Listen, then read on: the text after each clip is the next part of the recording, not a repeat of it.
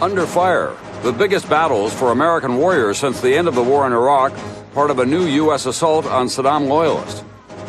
Days of rage, more violence and anger in the Middle East.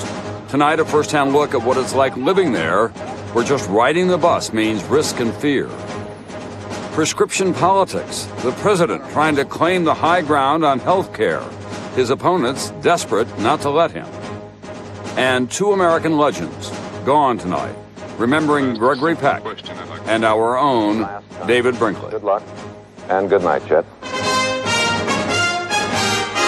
From NBC News World Headquarters in New York, this is NBC Nightly News with Tom Brokaw.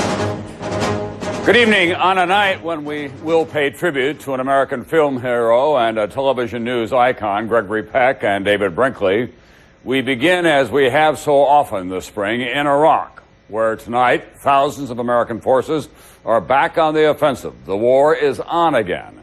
This time against in an area north of Baghdad where fighters loyal to Saddam Hussein have been holed up.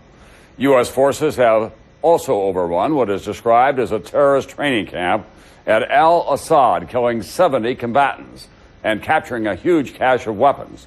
For the other assault on the Saddam stronghold, here's NBC's Keith Miller. The fighting continues tonight in the largest military operation in Iraq since the end of active combat more than 2 months ago. Operation Peninsula Strike, 4,000 troops of the 4th and 3rd Infantry Divisions, backed up by fighter jets and attack helicopters, surrounding a stronghold of Saddam Hussein, 45 miles north of Baghdad. So far in the 3-day mission, a dozen Iraqis have reportedly been killed in the fighting, and some 400 people arrested for questioning. We're confident that this operation set back regime loyalists and other hardcore anti-coalition activities. The target, the so-called Sunni Triangle, the heartland of support for Saddam's banned Ba'ath Party, stretching right up to Saddam's hometown Tikrit. This one right here, Bennett, search him. The massive military assault comes after hit-and-run attacks against U.S. soldiers escalating. At least 10 Americans killed, dozens wounded in the past 2 weeks. Today, at a forward fire base, the 4th Infantry Division is back at maximum alert. We've had a series of about 4 to 5 firefights. Checkpoints that we've put in have been ambushed with groups of opposition armed with RPGs and 8 AK-47s. Acting on intelligence, U.S. troops now have the town of Duluia surrounded. Saddam loyalists are suspected of hiding out here, too. U.S. troops patrol during the day, but go on attack after dark. My older brother were killed. My cousin were killed also. Another one in the same area killed. Residents are bitter at the sweeps. Angry crowds called the American troops pigs and invaders. So far, just 4 American soldiers have been wounded during combat operations in what U.S. military officials describe as real warfare. Keith Miller, NBC News, Northern Iraq. And now to the new wave of violence between Israel and the Palestinians, which is threatening the fragile peace process in that part of the world. Here's the latest on the Middle East in crisis tonight. Another Israeli missile strike in Gaza today killed 7 people, including a senior Hamas leader, his wife, and 2 young children. This latest attack as both sides bury their dead from one of the bloodiest weeks in several months. More than 20 Palestinians have been killed, more than 100 wounded in 5 Israeli helicopter strikes. 17 people were killed in yesterday's suicide bus bombing in Jerusalem, an attack carried out by Hamas. And today, a chilling new warning from Hamas. All foreigners, the group said, should get out of Israel for their own safety. All Israelis should consider themselves to be potential targets. Imagine what it must be like to be living under such circumstances when a simple thing like taking a bus becomes a high-risk decision. NBC's Brian Williams is in Israel for us tonight. Brian? Tom, these threats flying back and forth between the two sides are truly chilling. So are the rocket attacks and the bus bombs, but you would never know it by looking at life on the streets here, by looking at the people on the bus. It was as if nothing had happened. The street was wiped clean the day after the bombing, as it had been 8 times before, and the number 14 bus went back to being just another way to get to work in Jerusalem. Back on the bus for the morning rush, one North Carolina native now living here says the danger on the bus becomes a part of life. We don't know what's going to happen tomorrow. We don't know what's going to happen in 30 minutes. It's always been important to Israelis to get back up after getting hit. Hospitals here are still packed with yesterday's wounded, and yet the number 14 bus was as packed as ever today. It's an example of what people meant after 9/11 when they said Americans might have to become much more like Israelis.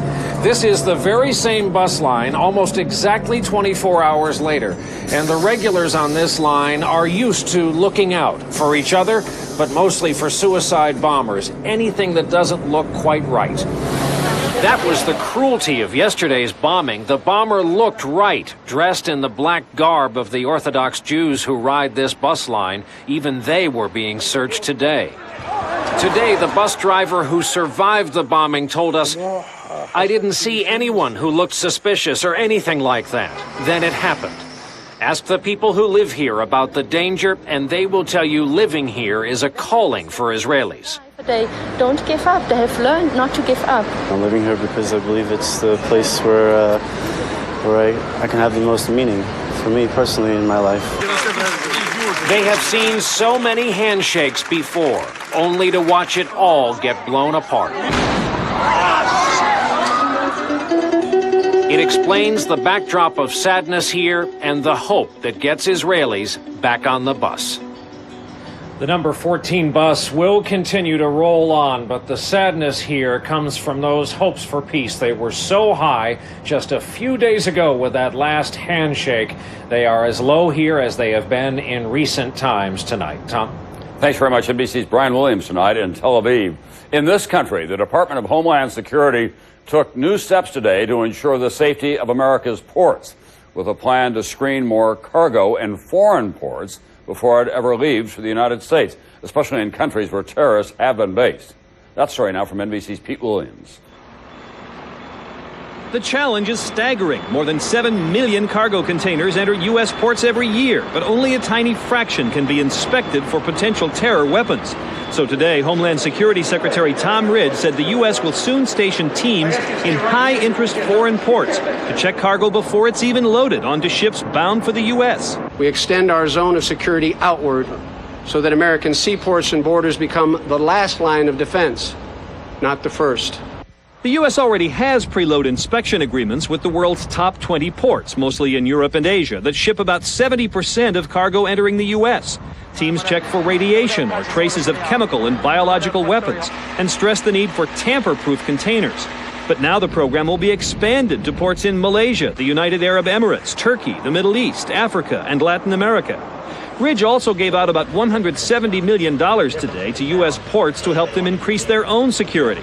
Some local governments are using advanced technology to analyze the video from surveillance cameras, looking for suspicious patterns of movement by people, ships, or cars, or packages and vehicles that sit too long in one place. And it's already been proven that human beings tune out after about 20 minutes or so. They're not watching the video.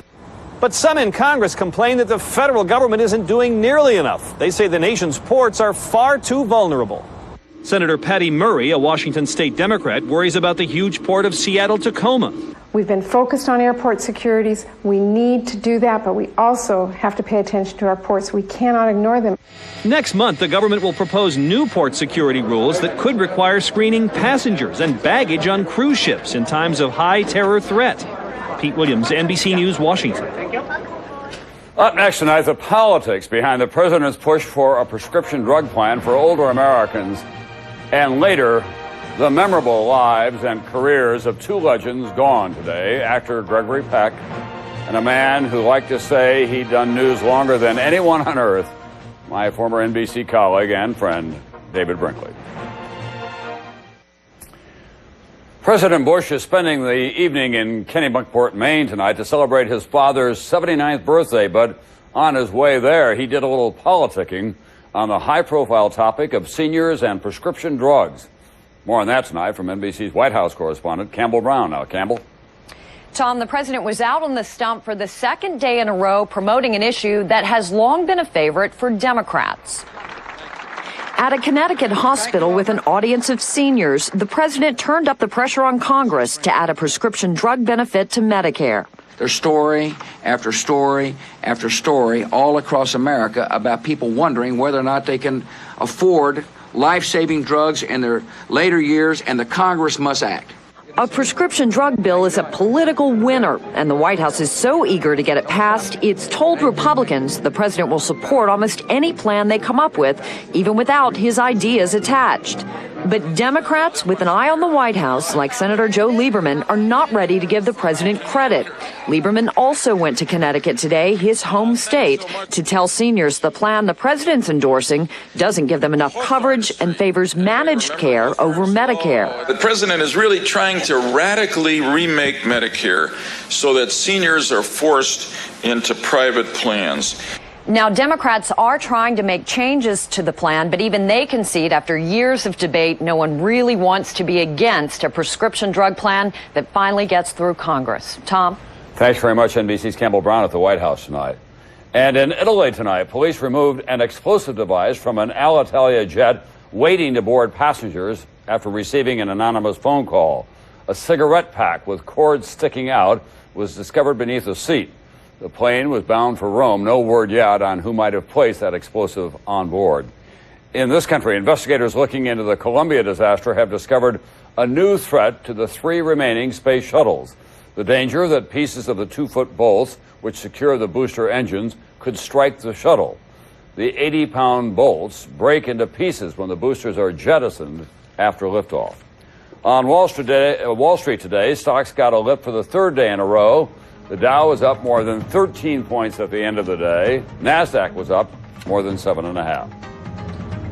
I'll be right back with 2 very big stars of screens, small and large. David Brinkley, Gregory Peck. Passages tonight. The deaths of 2 American legends, one a founding father of modern television news, the other a movie star out of the old school. David Brinkley and Gregory Peck. We're devoting the last 2 segments of this broadcast to these men who were famous, accomplished, but most of all, admired. We'll begin with Gregory Peck, who died today at the age of 87. Here's NBC's Keith Morrison. I don't know how to say goodbye. In more than 50 films over 50 years, Gregory Peck served Hollywood as a dashing leading man with an unshakable moral center. No matter what he played, was somebody that you would like. He was a favorite of leading ladies. Ingrid Bergman in Alfred Hitchcock's Spellbound. Audrey Hepburn in her film debut, Roman Holiday. Hello. His movie debut came in 1944, Days of Glory. Then in Gentleman's Agreement, the first major Hollywood film to take on anti-Semitism. If you don't accept Jews, say so. And then the role that would define Peck's career. It was 1962.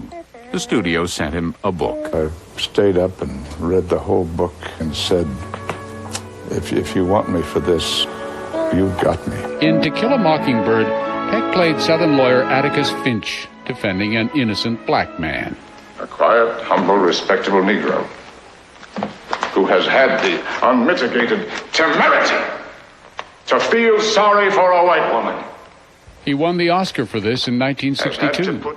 Just last week, the American Film Institute named him in this role the greatest movie hero of all time.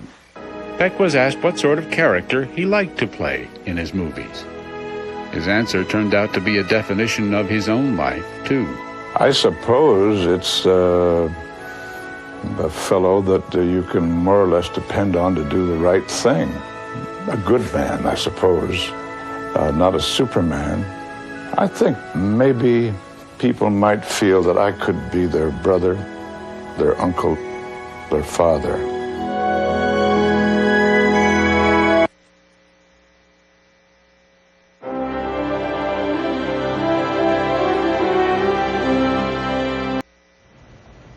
David Brinkley died last night at his home in Houston. He was 82 years old, and he was a legendary journalist on 2 networks over 6 decades. It was here on NBC News that David and his partner, Chet Huntley, changed the face of television news beginning in 1956. What would happen if we were not here? What would it be like if there were no newspapers, no television, no radio? What would this country be like? I shudder to think of it. David Brinkley helped invent television news, and he was one of its leading figures for 6 decades. NBC News brings you its young but widely experienced Washington reporter, Mr. David Brinkley. As Washington took center stage in the 1940s, David was there to cover it for NBC, first for radio, then for something new, television. He had an easy command of the new medium, and in those early days, he was a rising star. Good morning, Mr. Nixon. Good morning. Could we ask you a question or two? This was the turning point in 1956. Teaming up with NBC's Chet Huntley, they would make television history. The Huntley-Brinkley Report. And David's unmistakable style was a big reason why. Wednesday's Civil Rights March on Washington is being planned and organized as if it were a landing on Mars. We're here in our not very commodious but most comfortable glassed-in booth over the floor. We had a producer who was outstandingly good, named Reuben Frank, who started it. From the beginning, I was impressed by his ability as a writer. He is probably the best writer I have ever worked with. He knew television. He had a sense for it. Brinkley uniquely knew when to shut up. Now, that's a rare skill. He came up with the term, good night, Chet, good night, David. We both resisted it. I didn't like it. Good night, Chet. Good night, David. And that famous sign-off became a national catchphrase. Brinkley's success with Huntley was unprecedented. Millions watched, including John F. Kennedy. His assassination was a coming of age for television news. The essential facts are these. President Kennedy was murdered in Dallas, Texas. He was shot by a sniper hiding in a building near his parade route. He was dead within an hour. David? Huntley and Brinkley dominated television news through much of the 60s, a time of enormous upheaval and spectacular achievement. If this is not a permanent, enduring event in human history, then nothing is. With Chet Huntley's retirement in 1970 came the end of an era. I really don't want to say it, but the time has come, and so for the last time, good luck and good night, Chet. Throughout his career, David was a keen observer of official Washington. All these piles represent a part, just a part, of the paper flooding into the office of one member of Congress, one member, in a few months. He covered 11 presidents, but it wasn't all politics. He also traveled the world, and in the early days pioneered the television news magazine. In the 70s, he covered America's bicentennial from atop the World Trade Center, and he reported on the passing of a legend. Good evening. Elvis Presley died today. As a writer, David was simply the best, making every word count, as with this commentary on the end of the war in Vietnam. The end, when it came, was illuminated with red flares because there at the end of the tunnel, there was no other light. I enjoy it. I like to write. It's the only thing I'm any good at. This Week with David Brinkley. Through the 80s and 90s, David enjoyed a remarkable second act. His Sunday morning talk show on ABC brought the Brinkley style to a new generation. As he once told his friend, Johnny Carson, "You and I have talked to more people than anyone in the history of the human race." Whoa, that's interesting. That is true. And when Johnny was awarded the Presidential Medal of Freedom, well, David got one as well. The United States recognizes his contributions to broadcast journalism. We've lost a very distinctive voice that could render to us some very bright observations that are of our times. It's sad for all of us that we will not be hearing him again. David Brinkley understood the power of the spoken word. At the close of an exceptional career, he quoted Shakespeare, who said, "All's well that ends well. My time here now ends extremely well. Thank you."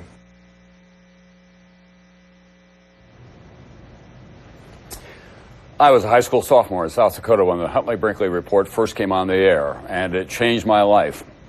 In our small living room, the television screen became a window on a world that we had never seen before, and there to help us through it was an angular, witty young man from North Carolina with a distinctive speaking style and an unerring ability to sum up large, complicated matters or small, silly ones in spare but insightful descriptions.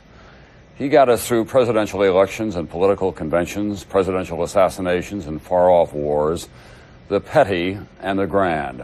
I was in awe of David Brinkley, much as a young violinist might have been in awe of Heifetz or a writer in awe of Hemingway.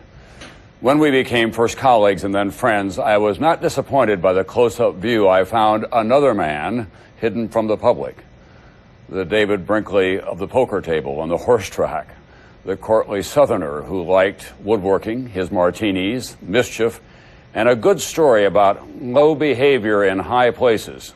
He could be very reserved in public, occasionally impatient with one thing or another on the air, but gather his friends in a good restaurant or elegant dining room, and there was no better company. Good night, David, and thank you.